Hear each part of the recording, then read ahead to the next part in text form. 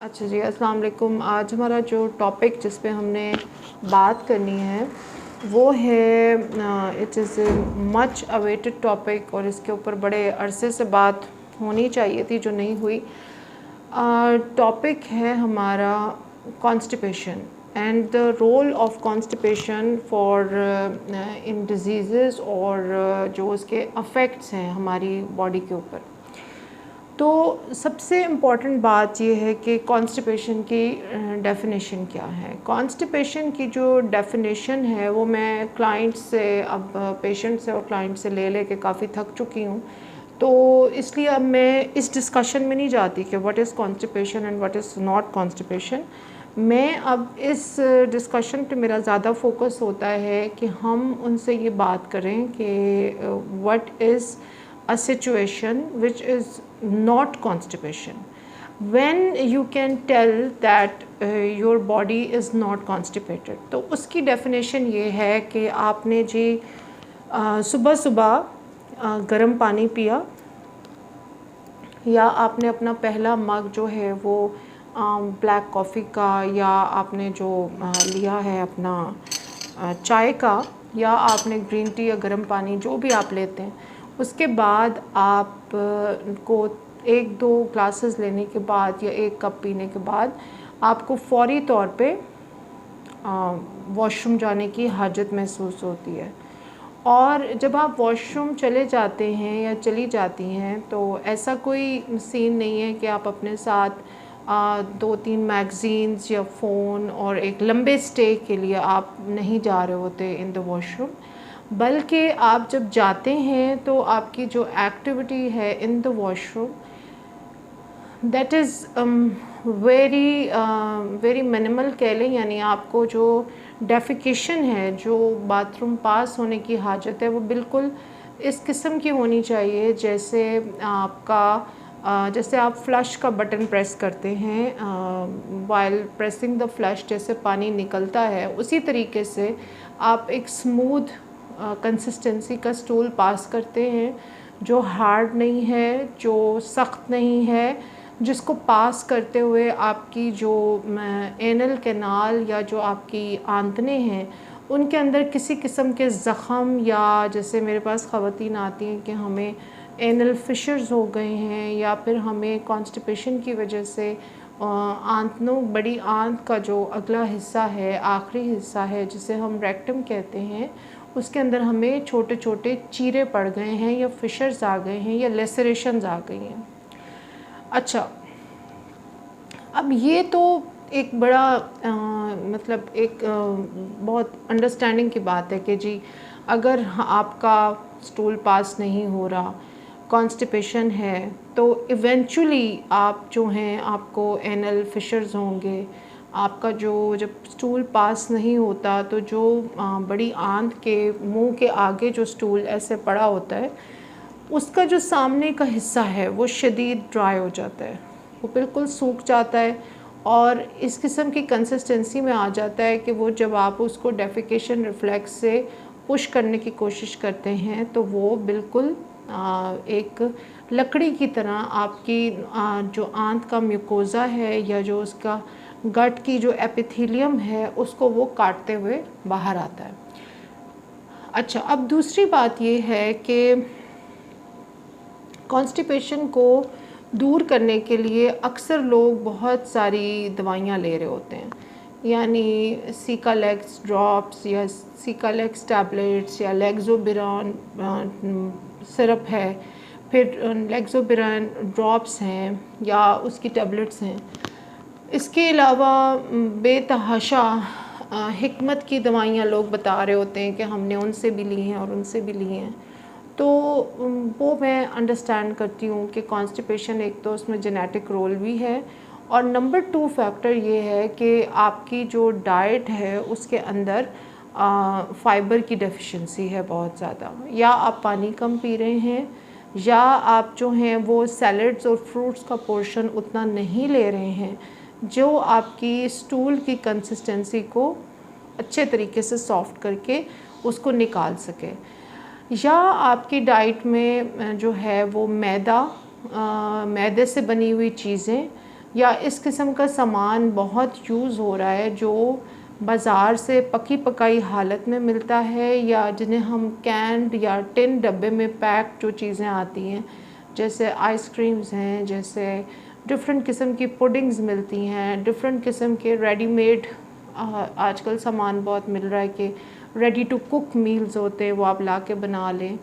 तो इस किस्म का अगर आपकी डाइट में खाना पीना है, कच्चा रॉ फूड कम है, यानी सैलड और फ्रूट्स कम हैं, तो बहुत हाई इस बात की प्रोबेबिलिटी है कि ग्रेजुअली जो है आपका स्टूल जो है वो बहुत सख्त, ड्राई और बहुत लंबे अरसे यानी 4-4, 5-5 दिन के बाद आपको स्टूल पास होगा। बहुत मेहनत के साथ आपको या तो ग्लिसरीन स्पॉट्रीज रखनी पड़ेंगी, या आपको किसी किस्म के गर्म पानी में बाथ लेने पड़ेंगे, या आपको मैं अमूमन रिकमेंड करती हूँ उन ख़वातीन को कि जो हाईली कॉन्स्टिपेटेड रहती हैं कि आप रात को डिस्पोजेबल ग्लव्स पहने और ऑलिव ऑयल और पेट्रोलियम जेली जो है उसको मिला के अपने रेक्टम जो जगह होती है वहाँ पे आप उसको अप्लाई करके रखें, ताकि एटलीस्ट आपका जो पीछे स्टूल पड़ा हुआ है वो ओवर ड्राई हो के एक लकड़ी की शक्ल इख्तियार ना कर ले। ठीक है। अच्छा, अब कॉन्स्टिपेशन जो है इसके ये तो मसाइल जो इसके साथ जुड़े हुए हैं वो तो हैं ही हैं, लेकिन इसके बॉडी के ऊपर असरात क्या हैं। बॉडी जो है वो जब कॉन्स्टिपेशन की हालत में होती है तो बॉडी के अंदर क्या हो रहा होता है। अच्छा, अब मैं ये समझती हूँ बुनियादी तौर पे कि कॉन्स्टिपेशन जो है ये तमाम तर बीमारियों की एक जड़ है, यानी इन अ वे कि आप ये समझ लें कि जितनी भी आपकी बॉडी में बीमारियां हैं, चाहे वो डिप्रेशन है, चाहे वो लिवर डिसऑर्डर है, एंजाइटी, पैनिक अटैक्स, इनसे लेके आपका फैटी लिवर, आपकी जो मेमोरी है, आपकी इंटेलिजेंस है, आपकी किडनी का कोई डिसऑर्डर है, पॉलीसिस्टिक ओवेरियन सिंड्रोम का, हार्मोन इम्बैलेंस का, इन सब चीज़ों का बहुत गहरा ताल्लुक है with your gut being not cleaned properly. And उसकी रीज़न क्या है, उसकी रीज़न मैं बताती हूँ आपको। उसकी रीज़न ये है कि जब आपकी गट जो है वो प्रॉपरली क्लीन नहीं होती, यानी अगर आप बहुत मैदे वाली डाइट खा रही हैं या आप बहुत बाज़ार का खाना खाती हैं, यानी जिसमें प्रोसेस्ड चीज़ें ज़्यादा हैं, अमूमन हमारे यहाँ स्टेक को या पोटैटोज़ बेक्ड को, मैश पोटैटोज़ को मैंने अक्सर क्लाइंट्स के मुँह से सुना है कि बहुत ज़्यादा हम हेल्दी मील कंसिडर करते हैं, जबकि जो स्टेक्स हमारे यहाँ पाकिस्तान में मिलती हैं फ्रैंकली उनमें किसी किस्म का कोई भी डाइट का एलिमेंट है ही नहीं। पूरी एक या दो क्रीम के जो बॉक्सेस हैं वो उसके ऊपर डलते हैं स्टेक की सॉस के ऊपर। नंबर 2, जो पोटैटोज़ और चीज़ और जो भी बेक पोटैटोज़ हैं उनमें इंतहा का क्रीम यूज़ होता है। इसके साथ साथ चिकन पाउडर्स और डिफरेंट किस्म के मज़ीद केमिकल्स यूज़ किए जाते हैं जो आपके टंग और आपके जो टेस्ट रिसेप्टर्स हैं उनको एक्सपैंड कर देते हैं।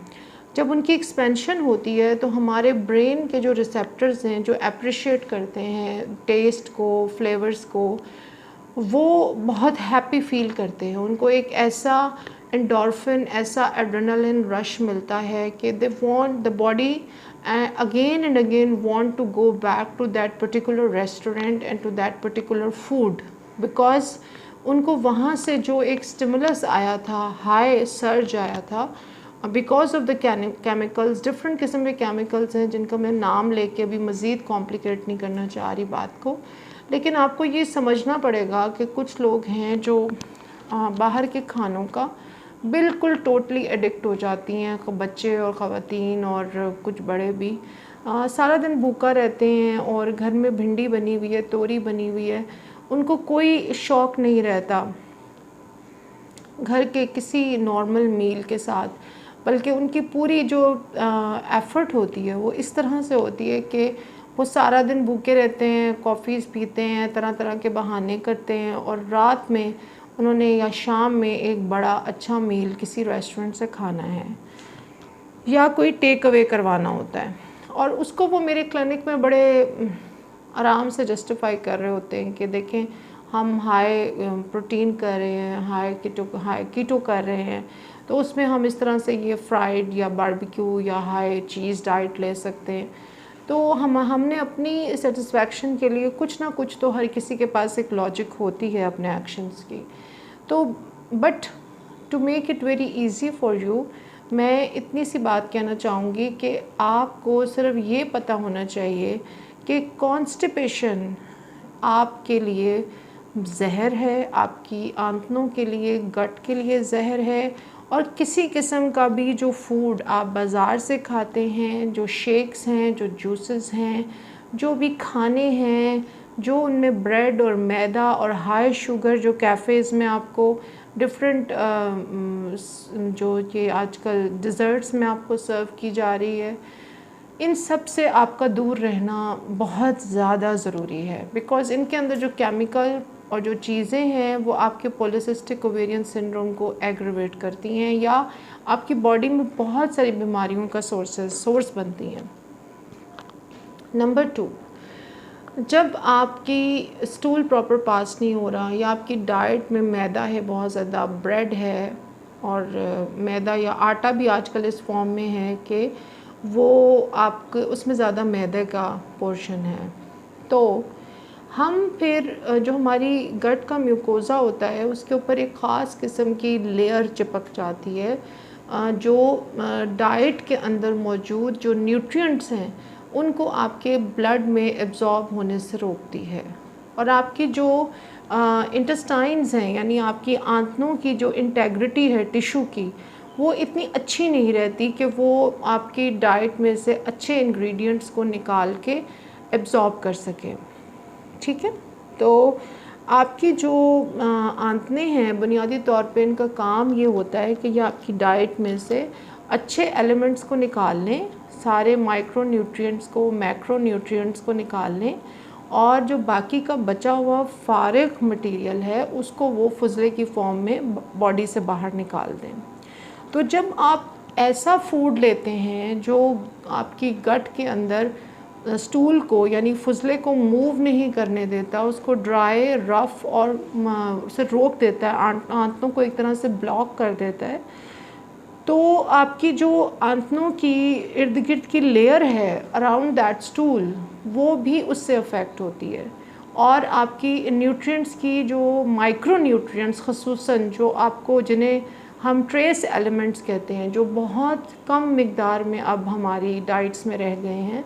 उसकी भी एक पूरी रीज़न है बिकॉज़ ऑफ पेस्टिसाइड्स का यूज़। और जो हमारी मिट्टी के अंदर जितनी फर्टिलिटी होगी, जितनी आपकी मिट्टी ज़रख़ेज़ होगी, उतना ही आपकी डाइट के अंदर न्यूट्रिएंट्स ज़्यादा होंगे और वो फिर आपको ज़्यादा फ़ायदा देंगे। अब आजकल हमारी जो शहरों में मिल रही है सब्ज़ी, वो अमूमन गटर के पानी से उसको सीवरेज के पानी से हम उसको फर्टिलाइज़ कर रहे हैं कि जी ये तो खाद भी है और ये इट इज़ वेरी गुड। तो आई डोंट नो, बट मैं कुछ इसके बारे में अच्छी मेरी फीलिंग नहीं है कि आप जो है वो ज़रख़ेज़ करने के लिए उसको गटर का पानी देना शुरू कर दें। तो हमारी जो चिकन है उसको कितनी एंटीबायोटिक्स मिल रही हैं, उसको कितने एंटी फंगल मिल रहे हैं। फिर आपका जो दूध है उसकी इंटेग्रिटी पे आप ख़ुद देख लें कि हमारे पास कितनी लंबी शेल्फ़ लाइफ है दूध की, जो बाहर नहीं होती है इतनी लंबी शेल्फ़ लाइफ। अच्छा, ये सारे फैक्टर्स को हम पहले भी पॉलीसिस्टिक ओवेरियन सिंड्रोम में किसी ना किसी एंगल से डिस्कस कर चुके हुए हैं। तो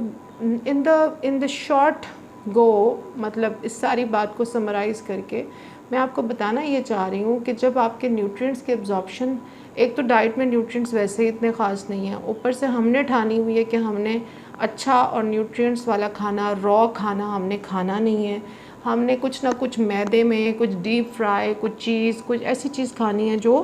घर में ना बनी हो, नंबर 1। तो इन सारे फैक्टर्स की वजह से होता क्या है कि आपकी जो बॉडी के अंदर एक तो माइक्रो न्यूट्रिएंट्स और मैक्रो न्यूट्रिएंट्स की डेफिशिएंसी होती है,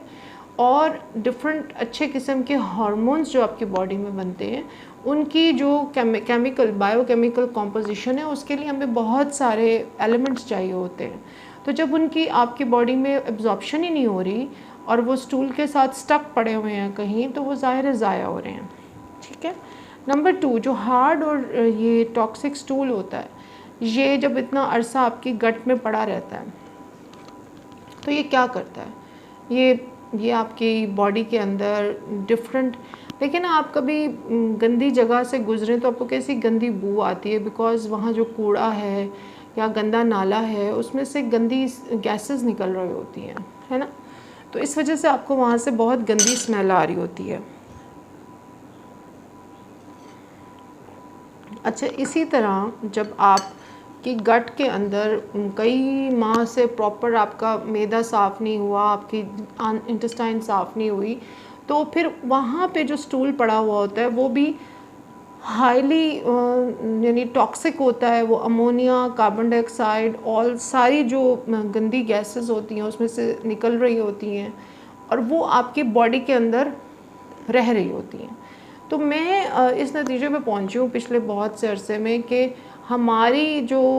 डिप्रेशन, एंजाइटी, लेथार्जी, जो एक काम ना करने को दिल करना, एक सुस्ती, इन सब की एक बुनियादी वजह ये भी है कि आप जो हैं, हमारी आबादी 50% से ज़्यादा कॉन्स्टिपेटेड है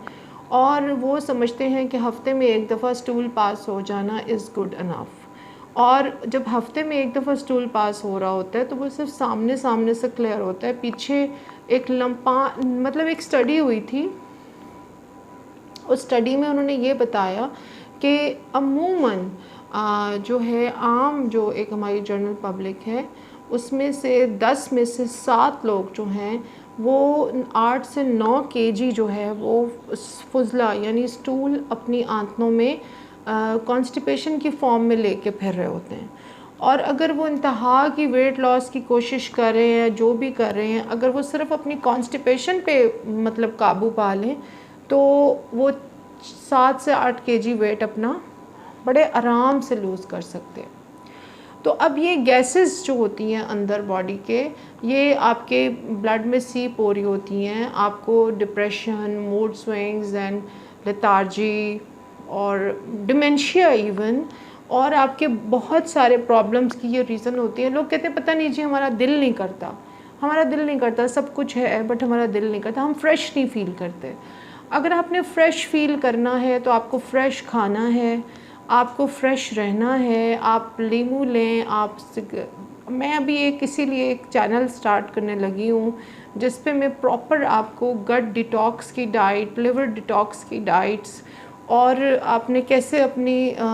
बॉडी को डिटॉक्स करना है, कैसे आपने हफ्ते में या महीने में 5 से 7 से 10 दिन क्लीन ईटिंग करनी है। ठीक है, तो ये सब चीज़ें हम प्रैक्टिकली करेंगे इंशाल्लाह। But constipation is mother of all diseases, it is a source of all your lot of problems जो हैं वो कॉन्स्टिपेशन से शुरू होते हैं। And I think this is एक ऐसा टॉपिक है जिसकी हिस्ट्री ही नहीं ली जाती, जिसके बारे में बहुत कम बात होती है क्लिनिक्स में, और अगर होती भी है तो आप पूछते हैं कि जी क्या तुम्हें कॉन्स्टिपेशन है, क्लाइंट कहते हैं जी नहीं मुझे कॉन्स्टिपेशन नहीं है। बट अब आपकी ओरिएंटेशन कॉन्स्टिपेशन ना होने की और क्लाइंट की ओरिएंटेशन कॉन्स्टिपेशन ना होने की बहुत डिफरेंट है। और क्लाइंट नॉर्मली ये समझता है कि अगर मैं एक हफ्ते में एक दफ़ा भी ज़ोर शोर लगा के किसी तरीके से थोड़ा बहुत स्टूल पास कर लेती हूँ, सीकालेक्स ले लिया, लेक्सोब्रान सिरप ले लिया, 2 सपोजिटरीज रख ली, तो ये ठीक है। This is not normal. इसका मतलब ये है कि आपको अपने स्टूल की कंसिस्टेंसी पे काम करना है, और वो काम कैसे करना है, वो आपको चिया सीड्स लेने हैं, प्रून्स लेने हैं, ऑलिव ऑयल का एक जार ले लें बड़ा, उसके अंदर आप अच्छी क्वालिटी की अंजीर जो है वो काट के ऑलिव ऑयल के जार में आप भर लें, और उसके बाद नाश्ते में आप जब ओट्स या दलिया बनाएं तो उसके साथ आप प्रून्स लें, अंजीर लें, ऑलिव ऑयल में डिप हुई हुई। एक प्लेट आपने रोज़ाना बड़ी जो है वो मेडिसिन समझ के, मैं हमेशा क्लाइंट्स को कहती हूँ कि आपने हमेशा जो है वो इसको अपनी कॉन्स्टिपेशन का जो ट्रीटमेंट है इसको आपने मेडिसिन समझ के करना है। यानी एक प्लेट बड़ी आपने अगर 4 दिन सलाद खा लिया तो आपने अपने पे या मेरे पे कोई एहसान तो नहीं किया ना। आप अब क्लाइंट्स चाहते हैं कि हमने 40 साल तो अपनी मर्ज़ी की, अब 4 दिन हमने एक प्लेट सैलड की खा ली है तो कॉन्स्टिपेशन बिल्कुल ठीक हो जानी चाहिए, जबकि ऐसा नहीं होगा। If you have taken 40-50 years to reach this point, तो आपको 40-50 वीक्स तो एटलीस्ट चाहिए to get rid of that particular situation जहाँ आप स्टक हैं। तो इसके अलावा एक पूरी प्लेट जैसे 2 आड़ू, 2 केले, 3 सेब, 2 खुबानियाँ, 2 आलू बुखारे ये सामने अपने रखें, 2 नाशपाती, 2 अमरूद, ये आपने इसको दवाई समझ के खाना है कि मैंने एक प्लेट ऑलिव ऑयल वाला सैलेड खाया, उसमें फेटा चीज़ डाल लें, चेरी टोमेटोज़ डाल लें, आप उसमें स्वीट कॉर्न डाल लें, कुकम्बर डाल लें, कुछ डाल लें, वो आपको इंशाल्लाह बनाना सिखाएंगे। एक प्लेट आपने फ्रूट का प्लेटर लेना है, आपने ग्रेप फ्रूट रोज़ाना नाश्ते में ज़रूर लेना है। आपने कोशिश करना है कि चीज़, डेयरी और चिकन और ऐसी चीज़ें जिनके सोर्सेज आपको कंफर्म नहीं हैं आप वो ना लें। आपका प्राइम फोकस जो है वो ज़िंदगी में घर में किचन गार्डन पे होना चाहिए। आप अपने गमलों में सब्ज़ी उगाएं, सैलड का सामान उगाएं, उसको अपने हाथों से बड़ा करें और उसको खुद खाएं। घर में मुर्गियाँ रखें। these should be your prime things to do in life. I always tell women कि देखिए अगर आप हेल्दी हैं, आपकी स्किन हेल्दी है तो वो ग्लो करेगी। अगर आपकी गट कॉन्स्टिपेटेड नहीं है तो आपकी स्किन कभी भी ऐसी पीली पीली सी, डल डल सी नहीं होगी, चाहे आपका कलर डार्क है या आप वीटिश हैं। तो अगर आप ये समझती हैं कि कॉन्स्टिपेशन का कोई ताल्लुक नहीं है with your health and your aesthetics and your hormones and your periods and your menopause and your premature ovarian failure और योर ओवेरियन सिस्ट और योर यूट्राइन फाइब्रॉइड्स, तो यू आर रॉन्ग। ये सब चीज़ें जो हैं वो बुनियादी तौर पे यानी सारी बीमारियाँ यहाँ से शुरू होती हैं और नीचे जाती हैं, या यहाँ से शुरू मुंह से शुरू होती हैं और नीचे जाती हैं, या आपकी सोच आपको बीमार करती है। और अक्सर लोग पूछते हैं कि जी ऐसी कौन सी सोच है डॉक्टर साहब जिसका आप जिक्र करती रहती हैं जो आपको बीमार करती है। मैं उसमें बड़ा क्लियरली आपको बता देती हूँ, अगर आप अपनी लाइफ को कंपैरिजन्स में रखते हैं दूसरों के साथ कि जी उसके पास क्या है और मेरे पास क्या नहीं है, अगर आपके अंदर टेंडेंसी है you know to not to have unconditional love, अगर आप लोगों से सिर्फ अल्लाह की खुशी या सिर्फ इंसानियत के नाते प्यार मोहब्बत नहीं कर सकते, तो आप एक कुड़ते खुड़ते इंसान रहेंगे जो मतलब आपको दूसरों की खुशी और कामयाबी देख के अगर खुशी नहीं मिलती और इंस्पिरेशन नहीं मिलती, बल्कि आपको ऐसा लगता है कि यार मैं ये इससे छीन लूँ, तो you have a problem in your thought process. Then you have to work on yourself. ये आपको किसी को बताने की ज़रूरत नहीं है। आप बुक्स पढ़ें, आप अपने आप को एम्पावर करें विद न्यू नॉलेज, लेकिन रेड फ्लैग्स हमारे अपने अंदर भी होते हैं। कंपैरिजन जो है और एनवियसनेस जो है और हसद और जेलसी एंड किसी के मामलात को अपने मामलात से हर वक्त कंपेयर करना, I personally feel कि in women the cause of depression is this and it prevents a lot of growth in them. तो जो आपके पास अल्लाह ताला ने दिया है, जिस हाल में आपको रखा है, जैसे रखा है, आपको पूरे हाथ पाँव, 2 आँखें 2 टांगें दी हैं, आप उन हालात को बेहतर बनाने की कोशिश करें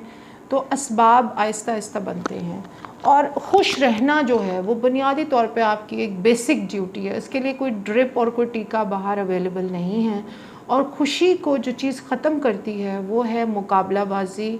दूसरों की लाइफ के बारे में बिला वजह की हर वक्त ख़बर रखने की कोशिश करना, दूसरों की लाइफ को हर वक्त अपनी लाइफ से कंपेयर करना, और वही टाइम अपनी ग्रोथ और अपने स्किल सेट को इंक्रीज़ करने की बजाय आप दूसरों की टो में लगा रहे हैं कि वो कहाँ जा रही है, वो कहाँ से आ रहा है, वो क्या कर रहा है, वो शादी में खुश है कि नहीं है, उसके बच्चा पैदा हुआ कि नहीं हुआ, उसने कौन से ब्रांड के कपड़े पहने हुए हैं, इन सब चीज़ों से ज़्यादा आपका फोकस अपनी सेल्फ़ ग्रोथ पे, सेल्फ़ कंटेंटमेंट और अपने जो आपके हेल्थ गोल्स हैं, आपके जो अपनी बॉडी से, अपने दिमाग से जुड़े हुए गोल्स हैं कि मैंने इस महीने में ये 2 बुक्स ख़त्म करनी है, मैंने इन 6 महीनों में ये 2 नए स्किल्स सीखने हैं, ऐसी बातों पे आप तवज्जो दें तो यहाँ की बीमारियाँ और नमाज और अल्लाह से आपका राब्ता वो सबसे इम्पॉर्टेंट है। और दीन की प्रैक्टिकल जो है ना इम्प्लिकेशन, ये नहीं कि आप हदीसें और वो सब आपको बहुत याद हैं, लेकिन जहाँ पे इंसानियत की बात आए तो वहाँ आपको दीन जो है वो भूल जाए। दीन जो है पहले इंसानियत है, पहले एहसास है, पहले एम्पैथी है, उसके बाद कोई और चीज़ आती है। तो ये हो गई आपकी दिमाग की जो सोच से जो बीमारियां पैदा होती हैं उनका इलाज है शुक्रगुजारी, कंटेंटमेंट, अपने अंदर और अपने खुदा से राब्ता, और जो आपके पास चीज़ें मौजूद हैं उन पे शुक्र अदा करना और उनसे अपने लिए एक बेहतर ज़िंदगी क्रिएट करना। क्योंकि बाय द वे यहाँ से किसी ने ज़िंदा तो जाना नहीं है, और अगर ज़िंदा जाना होता तो फिर हम इतनी इम्पोर्टेंस इस लाइफ को देते कि इसके लिए हम इंतहा का कंपटीशन करते। तो मेरा ख़्याल है इस ज़िंदगी को उतनी ही अहमियत देनी चाहिए जितनी इसको अहमियत देने की ज़रूरत है। अगर आप इसको उस जगह से ज़्यादा अहमियत देंगी तो आप बहुत सारे प्रॉब्लम्स का शिकार हो सकती हैं। अच्छा, नंबर 2, जो आपकी मुंह के थ्रू बीमारियां जाती हैं वो खाने पीने से जाती हैं। तो जो कब्ज़ है या कॉन्स्टिपेशन है, इसका इलाज जो है वो परमानेंट इलाज ऑर्गेनिक है, खाने पीने में है। और आई थिंक शोर हो रहा है, हम फिर नेक्स्ट वीडियो में बात कंटिन्यू रखते हैं इंशाल्लाह।